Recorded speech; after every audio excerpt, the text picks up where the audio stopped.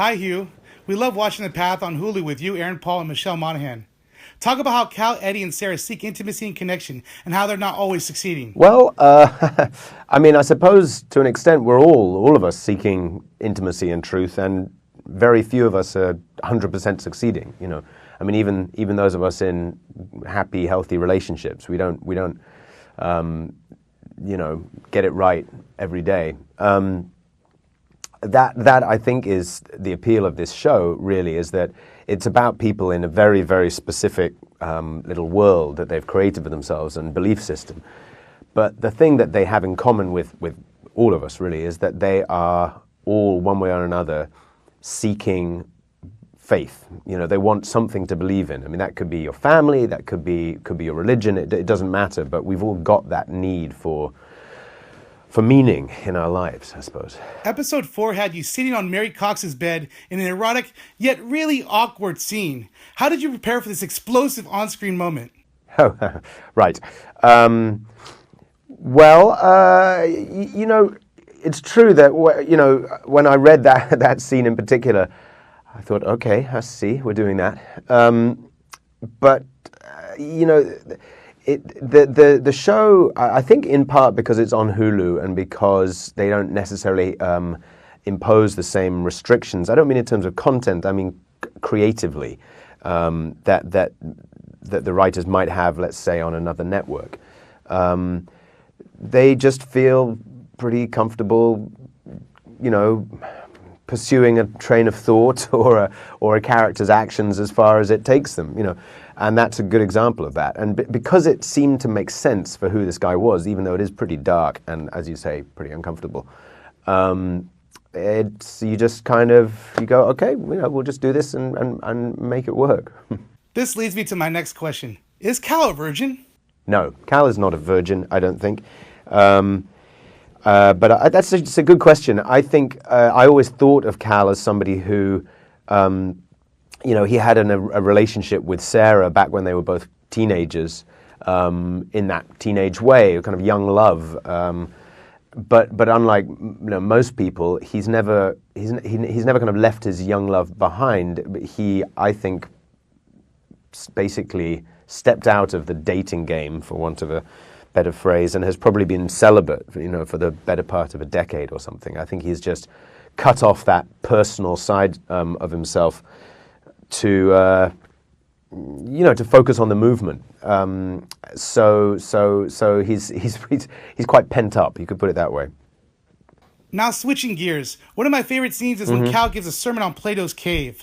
This is interesting because you grew up with your dad being a philosophy professor. That's correct. And a defender of moral particularism. Does that apply to Cal? Well, that's tough. If my father is watching this, he will grade me strictly, I'm sure. Well, I mean, briefly put, yeah, my dad is a moral philosopher, and his I guess, school of thought is particularism, and very broadly, because that's about as well as I could do, it would state that there's no such thing as a moral principle, and that we shouldn't consider moral principles when we I suppose when we consider morality. I don't think that chimes with Cal or the movement at all, because they like most religious movements, they have a set of tenets, of rules by which they live their life, which would be considered principles. I think they're good principles. I mean, that's the thing about the show, I hope, and the way that we portray the movement, and like I was saying earlier, that, you know, the way that we portray people's belief or desire for belief. We take it seriously, and it's not meant to just look sinister or foolish or superficial. The things they want, like transparency in their personal dealings, like true intimacy, as you mentioned, honesty, obviously really, you know, admirable aims. It just doesn't always work out so well in practice. Cal has a very troubled family. Do you think Cal resents his father for leaving him behind with Meyer, or is he grateful to be extricated from his neglectful parents? I think that's a good question. I think you know, superficially, and more than superficially, he has accepted Stephen Meyer as essentially his real parent.